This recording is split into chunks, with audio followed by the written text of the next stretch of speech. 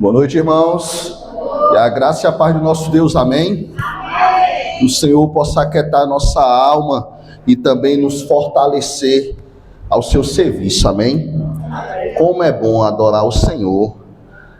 Que culto lindo, para a honra e glória do nosso Deus. Irmãos, lembrando dos avisos da semana, quarta-feira temos culto normal, culto de doutrina, onde a gente tem aprendido muito sobre evangelismo, sobre a importância do evangelismo em nossa vida, amém? Lembrando que essa semana já é a semana do aniversário da igreja. Ore pelo mensageiro da noite. No sábado nós vamos estar iniciando às 7h30. Lembre-se que nós somos o anfitrião. Não vamos chegar depois, vamos estar aqui para receber as demais igrejas, amém?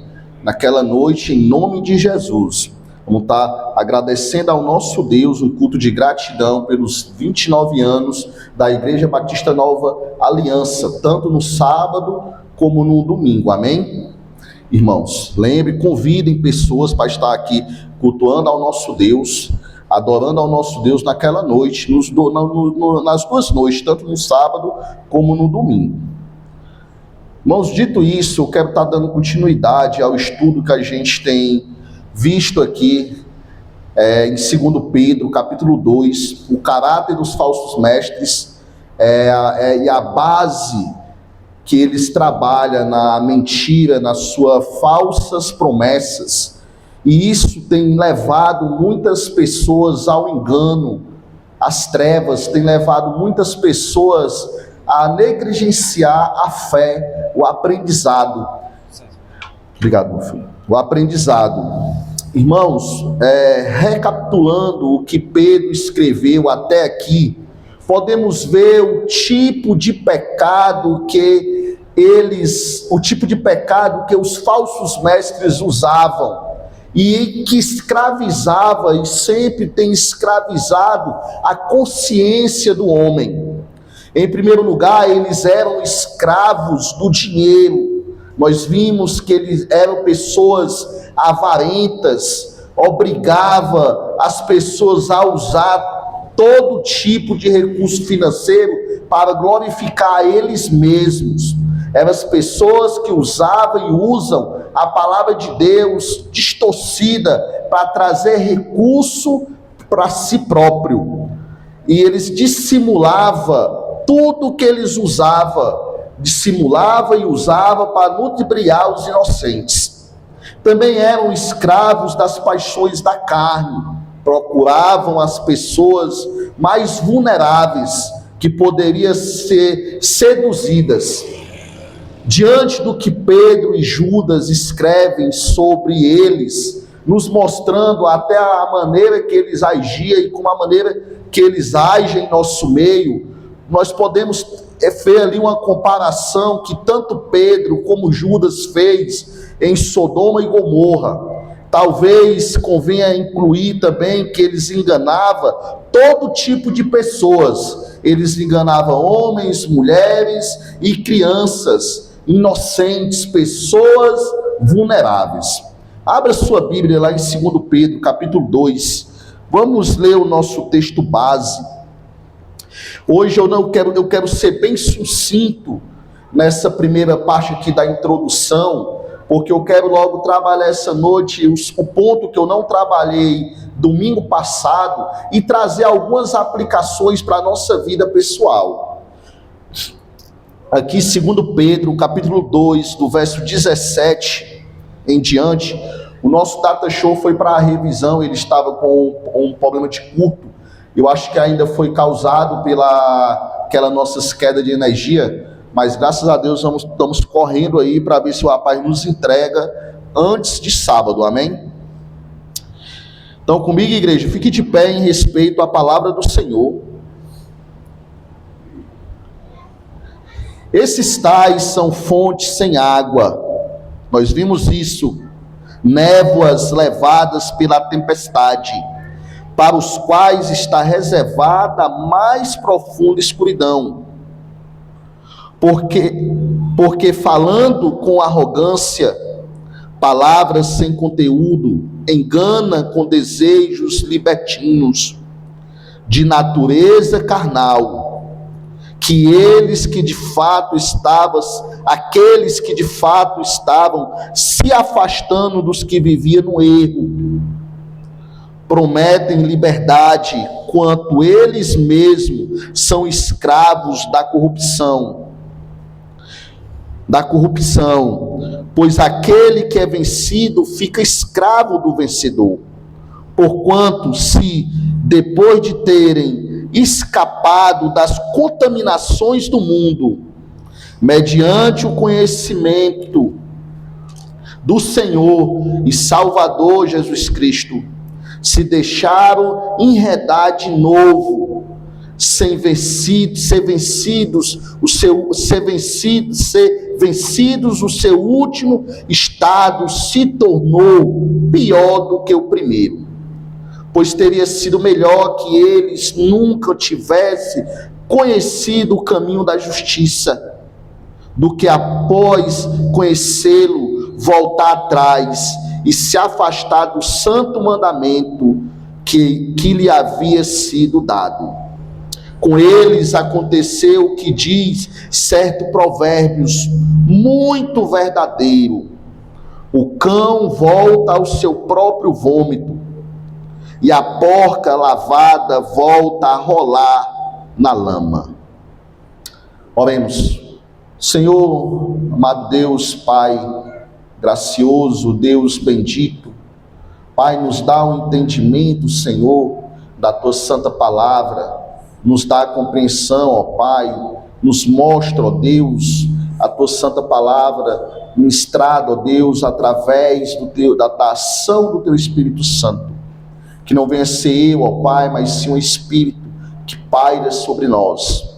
Dá entendimento e compreensão à Tua igreja. É o que eu te peço em nome de Cristo Jesus. Amém. Irmãos, também eles eram escravos do orgulho. Não tinha problema algum em falar mal dos que ocupavam cargos de autoridade, inclusive anjos de Deus. Promovia a si mesmo e zombava de todo o resto, zombava das pessoas.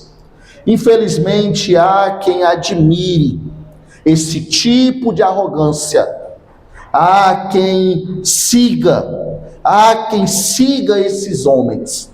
Infelizmente, eles conseguem enganar, cegar as pessoas, orgulhosos, e as pessoas apoiam os seus ministérios, as suas mentiras e o seu engano.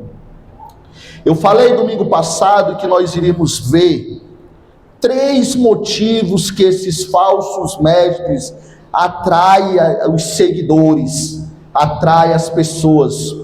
Eu consegui trabalhar rapidamente 2 deles. Hoje não quero me prender muito à introdução, pois eu quero trabalhar esses pontos e trazer algumas aplicações para a nossa vida essa noite.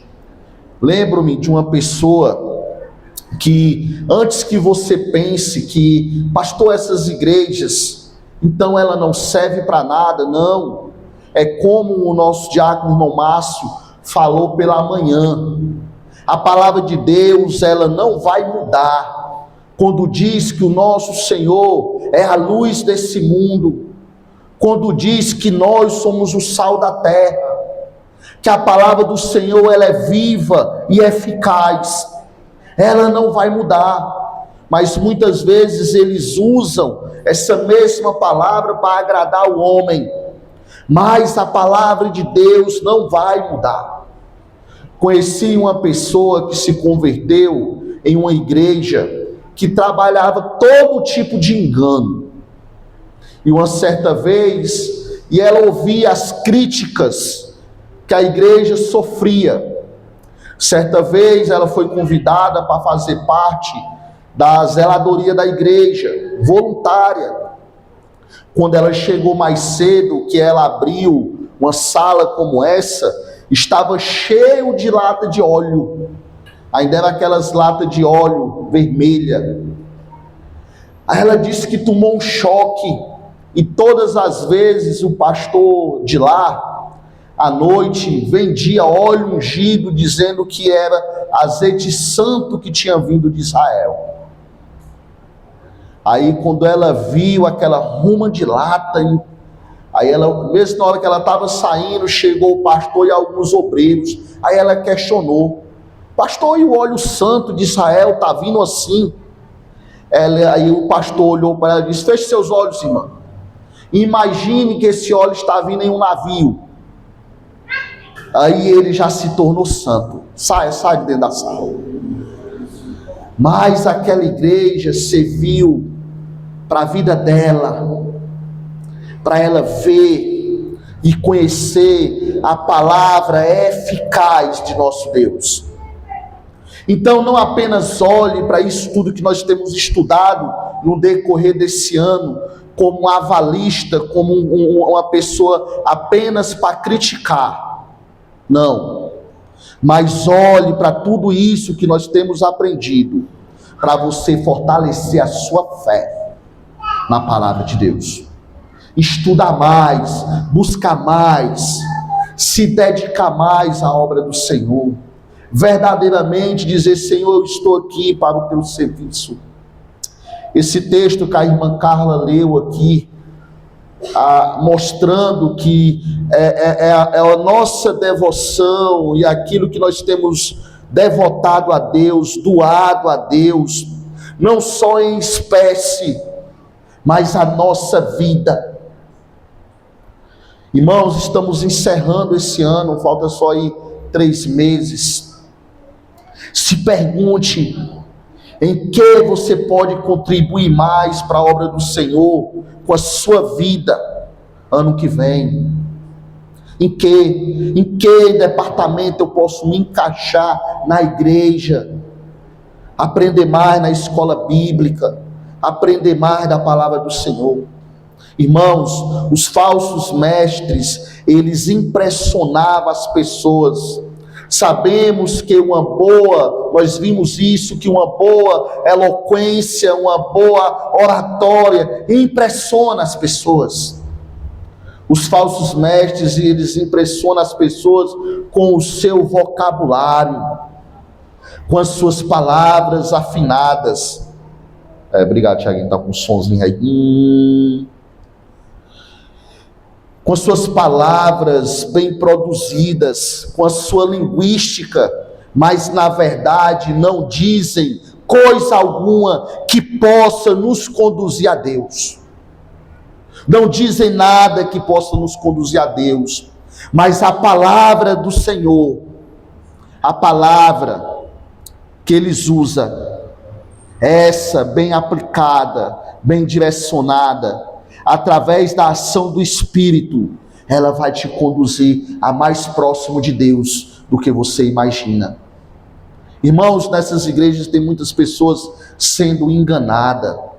A pessoa comum não sabe ouvir, analisar o tipo de argumentação que os apóstatas usam em seus discursos, nos seus textos. Muita gente não consegue discernir entre o charlatão e o religioso, um servo sincero de Cristo Jesus. Não consegue.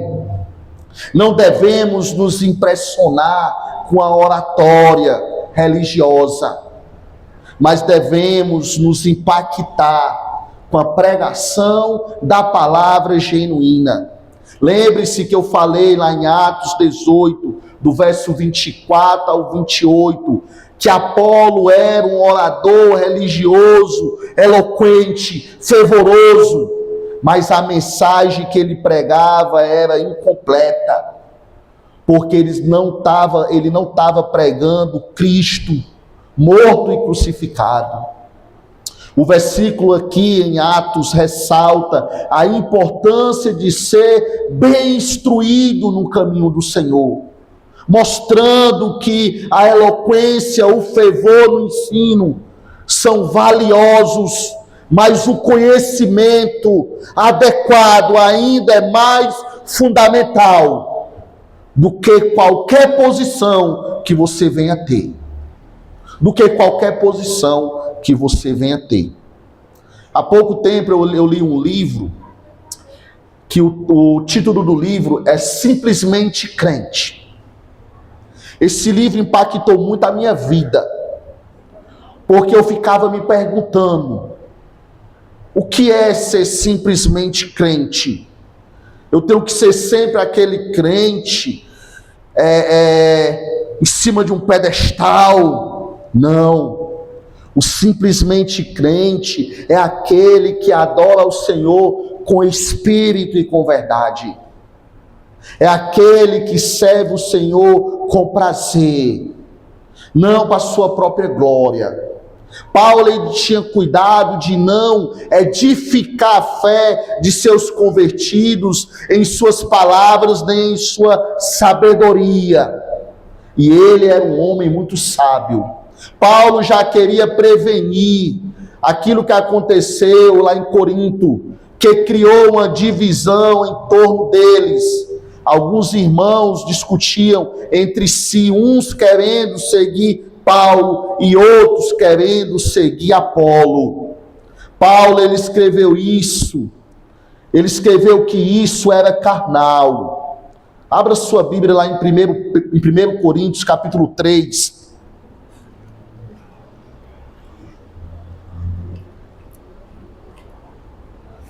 Capítulo 3, verso 4.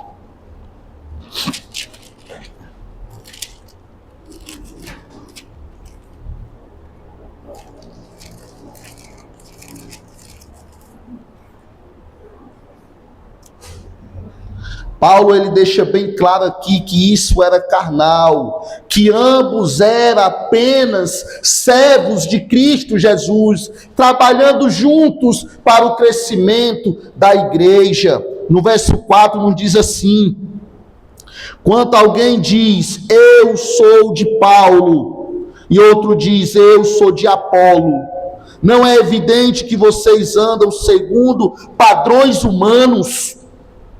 Quem é Apolo? Quem é Paulo? São servos por meio de quem vocês creram. E isto conforme o Senhor concedeu a cada um. Eu plantei, Apolo regou, mas o crescimento vem de quem? De Deus. Paulo era um homem brilhante, mas o seu ministério era simples e prático. Era simples e eficaz, porque ele pregava a palavra do Senhor. Ele pregava com o objetivo de expressar a verdade, e não de impressionar multidões, não de impressionar as pessoas. Ele sabia a diferença entre comunicação e manipulação. Ele sabia a diferença. E nós vimos domingo passado que o segundo motivo que os apóstatas são tão bem-sucedidos é que eles apelam para os apetites mais ordinários da velha natureza, do velho homem. Que isso, eu falei domingo, que isso faz parte da isca que eles usam. Trabalhei ali em Gálatas, lembram, igreja? Gálatas 5. Vocês lembram, igreja? Amém, igreja? Não devemos pensar nas paixões carnais apenas como termos de pecados sexuais, ou adultério, ou imoralidade, pois a carne tem outros apetites, e eles usam outras iscas para pegar a pessoa. Ao homem não é só o olhar de uma mulher seminua, ou de um filme pornográfico, não, ou a parte financeira, que chama muitas pessoas, não. O homem, ele é ludibriado, a pessoa, ela é enganada pela sua mente, que contamina o coração e assim apodrece todo o corpo. Eu trabalho com muitas frutas lá no restaurante que eu trabalho, e quando a gente pega uma bandeja que vem 1 ou 2 morangos com mofo, é impressionante como os outros, o mofo ele solta uma telha réia branca naquele que está podre, mofado, mas todos aqueles que estão perto estão contaminados. Essa ideia de você lavar, tirar só aquele, ou pegar um mamão que tem um pedaço podre e cortar, isso é ilusão. Isso é ilusão. É a primeira coisa que a gente condena, é todo. Então, nós somos enganados em nossa mente. Eles usam isca que nos seduz, nos engana, e através da mente apodrece o nosso coração, e assim apodrece todo o nosso corpo. Os apóstolos têm a sua disposição para colocar em suas armadilhas o orgulho, a arrogância, a prepotência, a ganância. Por exemplo, um dos pecados que os mestres apóstolos gostam de usar a fim de apelar para o ego humano é o orgulho. É o orgulho, é o seu orgulho que está em jogo. O verdadeiro servo de Deus, ele é capaz de dizer aos outros com amor que eles são pecadores e perdidos debaixo da ira de um Deus santo, mas eles não. Eles, os ministros falsos, procuram evitar fazer as pessoas se sentirem culpadas. Ao contrário, eles dizem aos seus ouvintes que eles são bons e o quanto Deus os ama e precisa deles. Eles não mostram que é nós, pecadores, que é os pecadores que precisam do Senhor. Eles passam para os seus ouvintes que é eles, que é Deus que precisa deles. Irmãos, Deus não precisa de nós para nada. Para nada. Nós sem Deus não somos nada. Mas Ele, sem nós, continua sendo majestoso. Continua sendo Deus. Eles passam para os seus ouvintes, falam com facilidade, fala que como é fácil entrar para a família de Deus. Eles mentem dizendo que eles já estão na família de Deus, pode vir de qualquer jeito. É verdade, você vem de qualquer jeito, mas você não pode permanecer do jeito que você vem. Um dia desse aí eu até mostrei para o irmão Márcio. Uma pessoa que era mulher e que agora se diz ser homem, era diácono na igreja, servia na ceia, como se fosse um homem. Servia na ceia. Estava lá servindo a ceia para a sua dita mulher. Irmãos, e as pessoas que estão próximas achando normal. Os falsos mestres, eles evitam falar de arrependimento, pois os homens egoístas não querem se arrepender de seus pecados, não querem viver uma vida santa diante de um Deus santo. Eles começam a pular, isso aqui eu posso até melhorar, mas isso aqui eu não posso largar não. Isso aqui eu posso melhorar, mas isso aqui eu não posso largar, isso aqui eu não posso deixar. E nosso Deus, Ele não trabalha assim. Eu destaquei em Gálatas 5, do verso 22 ao 26, as qualidades que devem ser evidentes na vida de um cristão, que se deixa ser guiado pelo Espírito Santo. Gálatas 5, para lembrar a nossa mente, Gálatas 5,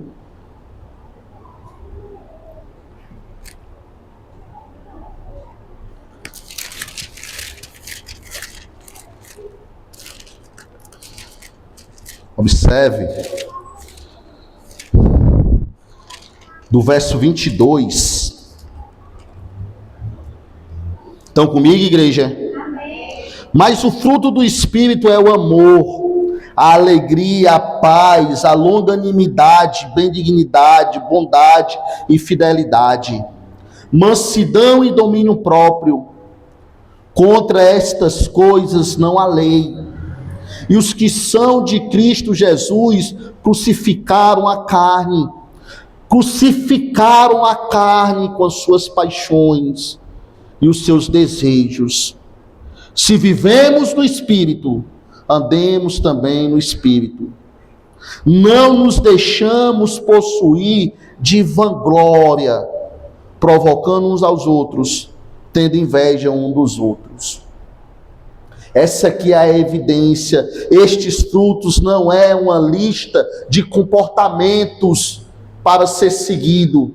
Podemos simplesmente, não é apenas um mandamento ou simplesmente algo para ser seguido, mas sim características que emergem naturalmente quando alguém está em comunhão com Deus. É algo que tem que fazer parte da sua essência como servo, como crente em Cristo Jesus. Não é apenas um manual. Não. É algo que tem que fazer parte de ti, da tua essência. Irmãos, o que nós pregamos aqui, o que eu tenho pregado aqui, não é algo para tu só ouvir aqui e quando descer aquela escada, não lembrar de nada. Eu sei que a nossa memória é falha, mas quando você aprende verdadeiramente, quando eu perguntar o que eu preguei domingo passado, você tem que estar vivo na tua mente. Tem que estar vivo, claro na tua mente.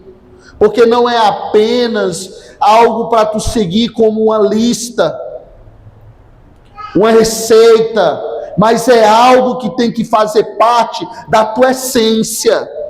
Esses frutos do Espírito têm que fazer parte da tua essência, da tua vida pessoal, da prática vivida. Uma coisa que eu comento muito com os meus filhos, quando eles falam algum palavrão, quando eles falam alguma besteira, eu digo, vocês não veem eu e a mãe de vocês fazendo isso. Porque não faz parte da nossa essência. Não faz parte da nossa vida. Aí tu vê eu fazendo isso, Lucas? Tu vê eu dizendo isso? Não, pai. Então por que tu diz? É isso que nós temos te ensinado. Irmão, seguir, não é só seguir como um manual ou como uma receita de um bolo, não. Seguir verdadeiramente é algo que vem contigo na essência. É algo que tu aprendeu, caráter, fidelidade, compromisso para com Deus. É algo que tem que fazer parte contigo. É característica que emerge naturalmente quando alguém está em comunhão com o Senhor, em comunhão com Deus. E com esse pensamento eu quero mostrar o terceiro motivo pelo qual os falsos mestres conseguem seduzir as pessoas. Imaturidade. Imaturidade. Pessoas que acabaram de escapar de seus antigos caminhos. Vocês viram aqui que o texto falou sobre isso. Que Pedro falou sobre isso. Observe aqui no nosso texto base. Em 2 Pedro capítulo 17, no verso 18. 2 Pedro capítulo 2, no verso 18. Porque falando com arrogância palavras sem conteúdo, engana com desejos libertinos de natureza carnal, aqueles que de fato estavam se afastando dos que vivem no erro. É aqueles que têm acabado de conhecer a palavra do Senhor. Ah, pastor, então está se referindo a novo convertido? tempo que nós temos de igreja não significa maturidade. Não significa maturidade. Bote na sua cabeça. Mas é o que nós temos vivido para Cristo. É o que Cristo tem quebrado em nós. É o que Cristo tem modificado em nossa vida, que nos torna maduro. É aquilo que temos deixado para trás. É aquilo que temos nos afastado, que nos torna uma pessoa madura em Cristo Jesus. Irmãos, eu conheço católicos que têm tempo no catolicismo e tem mais compromisso com a igreja católica do que muito crente na casa do Senhor. Muito. Não estou dizendo isso para você ficar, não. Estou dizendo isso para você se envergonhar. Muitos. Muitas vezes nos dedicamos mais ao emprego humano do que ao serviço que o Senhor tem nos dado dentro da casa dele. Muito mais. Irmãos, aqui ele deixa bem claro, e no verso, observe que ele fala que era melhor que eles não tivessem conhecido a palavra de Deus. Irmãos, Deus vai cobrar mais de quem? De mim? De vocês? Ou de quem está nas festas, nas baladas, curtindo, usando droga, trocando de mulher, trocando de homem? Ele vai cobrar mais de quem? De nós. Porque nós conhecemos a palavra do Senhor. Nós conhecemos a palavra de Deus. Eles muitas vezes estão impedidos ainda desse conhecimento vasto. Nós não. Aqui quando ele fala que quando você volta a praticar as coisas do mundo, é a mesma coisa, ele cita aqui um Provérbios, do cachorro que come o seu próprio vômito, ou da porca lavada volta à imundiça. Eu já falei para vocês que meu pai criava porcos. Eu, da idade do meu filho, eu juntava lavagem para os porcos na rua inteira. Aí eu tinha umas estratégias também, irmão Luiz. Quando estava perto, ele queria que eu fosse no final da tarde, que era quando as pessoas tinham botado já todo o resto de comida. Aí eu não ia 5 horas, porque 5 horas estava saindo aquelas minazinhas da escola, aí ia ver os baldes de lavagem. Aí eu ia mais cedo. Quando eu esquecia que eu ia nesse horário, irmão Luiz, quando eu via as bichinhas vindo da escola fardada, eu me escondia. Quando elas passavam, eu saía. Tinha as estratégias, irmão Luiz. E aí uma coisa que eu aprendi, que toda vida eu lavava o chiqueiro dos porcos. Aí depois de lavado, eu banhava os porcos. Meu pai criava uns porcos brancos, lindos, desse tamanho. Aí depois eu botava o xerém com a lavagem e o milho. Rapaz, eles faziam a imundiça. Aí papai chegava e dizia assim: Adriano, tu não lavou o chiqueiro. Lavei, pai, lavou não, tu tá mentindo. Eu chorava de raiva. Um dia desse eu chamei o Luquinha de mentiroso, ele chorou de raiva. Chamei ele de mentiroso e preguiçoso. Rapaz, aí eu me lembrei. Eu disse, eu já passei por isso. Aí eu comecei a pensar, aí eu, pois vamos ver. Aí eu botava a lavagem primeiro. Aí quando eles terminavam de comer, fazia a imundícia, eu ia lá, lavava. Aí uma vez meu pai chegou e disse assim: Adriano, tu não botou a lavagem dos porcos? Aí eu botei, pai, o chiqueiro tá muito limpo. É demais, é para acabar. Então, irmãos, esse sentido aqui é tu comer desse alimento vivo que transforma a vida, que te tirou do lamaçal do pecado, que te deu a vida, e tu voltar, tu vomitar e comer de novo, ou tu voltar à imundiça. Tu consegue imaginar isso? Os apóstolos não têm mensagem alguma para os pecadores perdidos, mas sempre tem uma mensagem para os recém-convertidos ou para os inexperientes na fé. Aquela ideia que um recém-convertido tem pouco conhecimento, pouca maturidade espiritual. Aquela ideia de que uma pessoa que não está frequente na igreja, que não está frequente em escola bíblica, ela nunca vai conseguir criar uma armadura para defender o evangelho. Não vai. É assim que se torna mais sucessivo e se ao engano, ludibriado pelos falsos mestres, pelos conhecimentos mentirosos deles, em um passado não tão distante, quando tinha aquelas grandes cruzadas evangelísticas, como teve aquele show grande ontem. Eu fiquei impressionado com a estrutura, a Diene me mostrando hoje de manhã, eu fiquei impressionado com a estrutura. E as igrejas, aquelas cruzadas que as igrejas promoviam, algumas com o saudoso Billy Graham, lembra, Márcio? Com o saudoso Billy Graham. Era costume com o saudoso John MacArthur. Era costume das seitas ficarem na saída dos locais que tinha as cruzadas para poder atrapalhar e desviar a atenção das pessoas que estavam indo cultuar a Deus. E até desviar as pessoas que estavam se convertendo ao cristianismo. As seitas ficavam em frente. Não era assim, irmão Márcio? Ficava em frente, esperando para enganar. E não é diferente. O nosso inimigo, ele é sagaz. Ele não trabalha de fora para dentro. Ele trabalha de dentro para te levar para fora.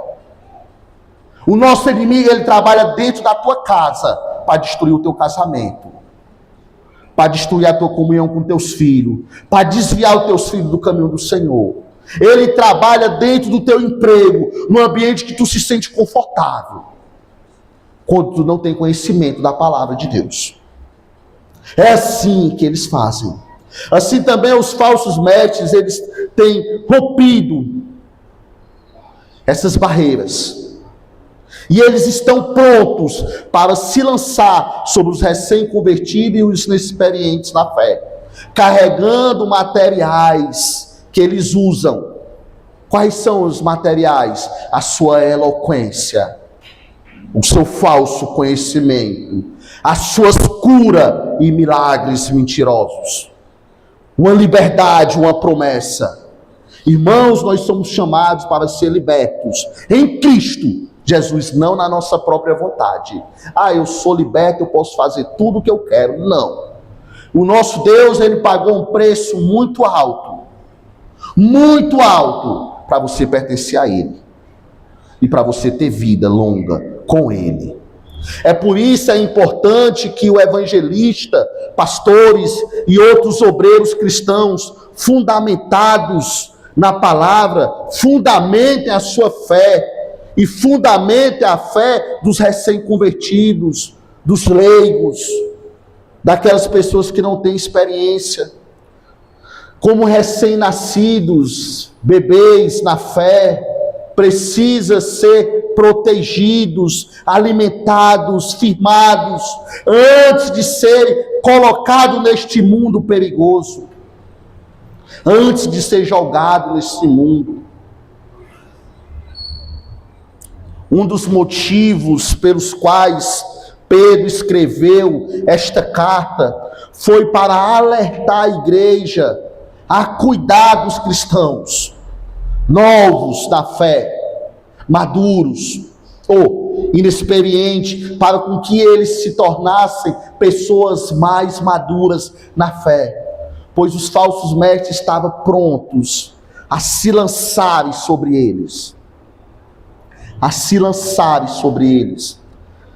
Irmãos, não se pode culpar os recém-convertidos por serem inconstantes, ou não pode culpar aquelas pessoas que não têm tanta experiência por serem inconstantes, se nós não ensinarmos como se firmar na fé em Cristo Jesus. Tu não pode culpar os teus filhos de não vir para a igreja se tu não vem. Não pode. Tu não pode cobrar dos teus filhos uma vida santa, uma vida digna, uma vida sem palavrão, se tu tem uma vida toda desmantelada. Não pode. Lembre-se do que está escrito lá em 2 Pedro, capítulo 2, no verso 14. Eles têm os olhos cheios de adultério e são insaciáveis no pecado. Aí observa aqui a parte B desse versículo. Enganam, seduz almas inconstantes. Almas inconstantes. Aí interessante o que Pedro diz. Com o coração exercitado na avareza, são filhos malditos do diabo. Eles enganam e seduzem almas inconstantes. É por isso que encontramos um alerta para a igreja, para os crentes, para os evangelhos, obreiros, pastores, para ficar firmes e alertas. No texto bíblico, a sedução pode ser referir ou pode nos induzir, nos influenciar ao maligno, a busca de desviar fiéis de sua fé, iludindo com promessas falsas. É isso que nos induz. É por isso, irmãos, que eu sempre falo, tenha cuidado com esses convites de igrejas que não prega, não pratica a mesma fé que a tua igreja pratica. Porque tu se alimenta de um alimento sólido aqui, aí vai nessas igrejas e toma um leite feito de água e açúcar. Ou como diz a galera lá do seminário, um café com leite. Não aquele café forte e amargo, que vai te orientar, que vai te abrir o... Entendeu? Quando você toma aquele café amargo, que... não é assim? Cafézinho com leite qualquer um bebe. Mas quando é aquela palavra que faz tu pensar, a tua maneira de viver é essa. É nesse ponto que o Espírito Santo vai te mudar, vai te transformar. É nessa que ele vai te bater. É nessa que ele vai te quebrar. É nessa. Então, irmãos, vamos ter cuidado com aquilo que nos seduz. Um lembrete para nos mantermos vigilantes, atentos às estratégias enganosas, buscando sempre a verdade, caminhar na retidão. É isso que a palavra do Senhor nos orienta. Caminhar na retidão. E agora, para encerrar, eu quero fazer apenas uma aplicação para a nossa vida, rapidamente. Eu quero chamar a tua atenção aqui para Atos 18. Abra sua Bíblia, é rápido. Atos 18, verso 26. Verso 26. Observe. Essa aqui eu quero que você leve a sua vida pessoal e pratique esse ensinamento que a gente pôde tirar aqui. Observe aqui no verso 26 de Atos 18. Estão comigo, igreja? Diz assim: Apolo começou a falar ousadamente na sinagoga. O que é a sinagoga? Rápido, igreja. O que é a sinagoga? Igreja. Quando Priscila e Áquila o ouviram falar, levaram-no consigo, com mais exatidão lhes impuseram o caminho de quem? De Deus. Pastor, mas ele não era um homem de Deus, ele não era um homem eloquente, não era um homem que pregava na igreja. E Priscila e Áquila levaram ao caminho de quem? De Deus. Irmãos, esse versículo aqui em Atos 18, verso 26, descreve um momento significativo no ministério de Apolo. Um pregador eloquente, que falava na sinagoga, na igreja, com ousadia. A ênfase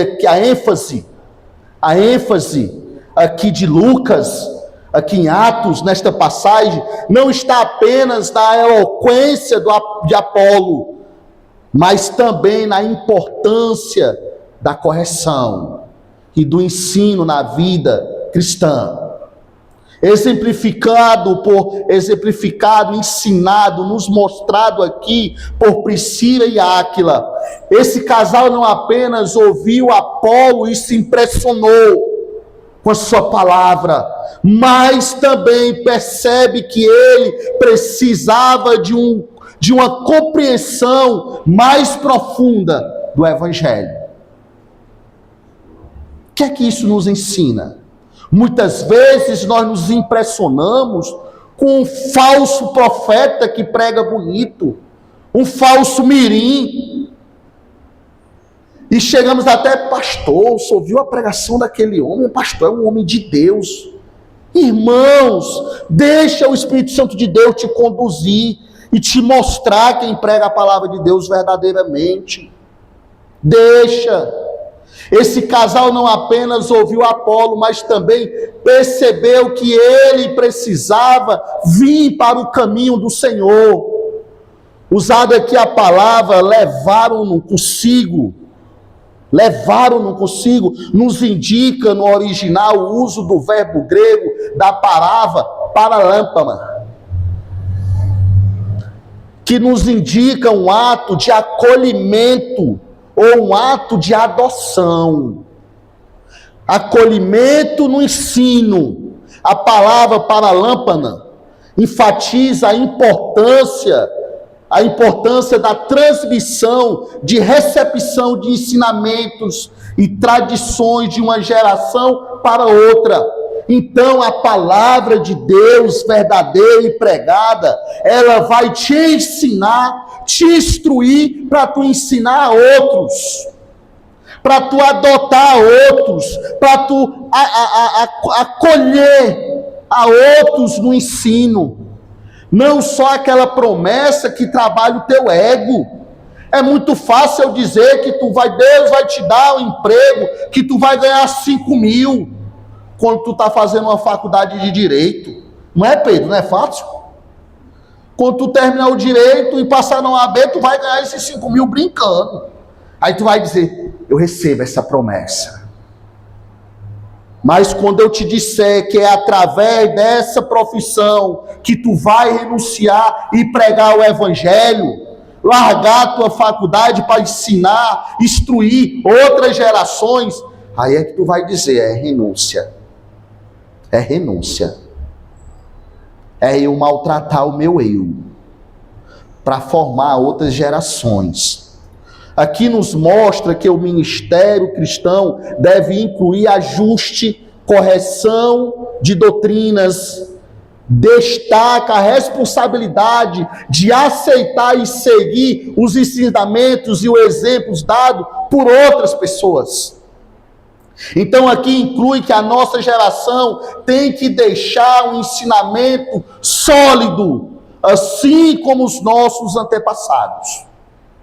Assim como Paulo, como Pedro, Judas, Marcos, Moisés, nos ensinou a nos edificar na palavra de Deus. Além disso, aqui a referência ao caminho de Deus destaca a verdadeira fé, que deve ser baseada em uma compreensão correta e profunda do que Deus revelou através da sua palavra. Através da oração, através do ensino, através de pessoas que verdadeiramente buscam ao Senhor. Assim, a passagem sublinha a importância da educação, da edificação dentro da comunidade cristã, ilustrando que mesmo líderes, escute, mesmo líderes, pregadores, podem e devem ser ensinados a se manter em um espírito de amor, correção fraternal. Aqui Priscila e Áquila estava corrigindo Apolo aos caminhos do Senhor. Apolo. Hoje de manhã a Marisete fez uma pergunta bem interessante. Ela perguntou: irmão Márcio, se a igreja sabe que o pastor está em pecado, está em adultério, mas o pastor continua indo ao púlpito pregar, ensinar a palavra de Deus, e a igreja não corrige, esperando que o Senhor revele o seu pecado. E quer o quê? Quer que ele seja pegue igual aquele padre que foi pegue com aquela mulher? É isso aí? E tu não está sabendo que ele está em pecado? Tu não está sabendo que ele está em desobediência? Confronta! Tu não está defendendo, não é a ti mesmo não. Tu está defendendo a fé. Aquela pessoa que ensina, ela tem que ser uma pessoa íntegra. Uma pessoa fiel à palavra do Senhor. Muitas vezes pensamos que os líderes, os pastores, os obreiros, ou o tempo que a pessoa tem de igreja, nos dá o direito de ser detentor da verdade. Ah, não vou respeitar esse irmão que só que na igreja ele tem 10, 20 anos. A igreja tem 29, ele tem 30 anos, só que na igreja, ele fundou a igreja, vou respeitar. Aí o irmão é uma pessoa arrogante, ignorante, uma pessoa que não obedece a Deus. Irmão, quem tem toda a autoridade é a palavra de Deus. É ela que é a detentora da verdade, é a palavra do Senhor em nossa vida, é ela. Vamos encerrar com a leitura lá de 2 Timóteo, capítulo 3. 2 Timóteo,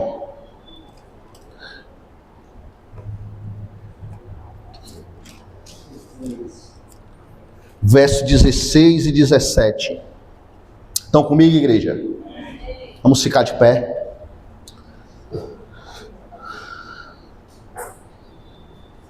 Toda a escritura, ela é o quê? Inspirada por quem? Por Deus. É o pastor que inspira? É o irmão que tem 30 anos de igreja? É o obreiro? Quem é a igreja? É Deus. E ela é útil para quê? Para o ensino, para a repreensão, para a correção e para quê? Instrução na justiça. Aqui o Senhor usa a palavra para ela ser o quê? O nosso juiz, nos corrigir na justiça. E para que essa correção? No verso 17, para que o homem de Deus seja o quê? Perfeito, completamente o quê? Preparado ou habilitado para toda obra. Para toda obra. Esse texto aqui em Timóteo nos oferece uma profunda declaração sobre a autoridade e a utilidade nas escrituras na vida cristã. Então, irmãos, esse púlpito é santo. É santo. Não permita qualquer pessoa pregar aqui. Não sei quanto tempo eu vou ficar por aqui. Não sei. Mas não permita o legado que nós temos deixado aqui apagar ou esfriar o coração de vocês. Amém?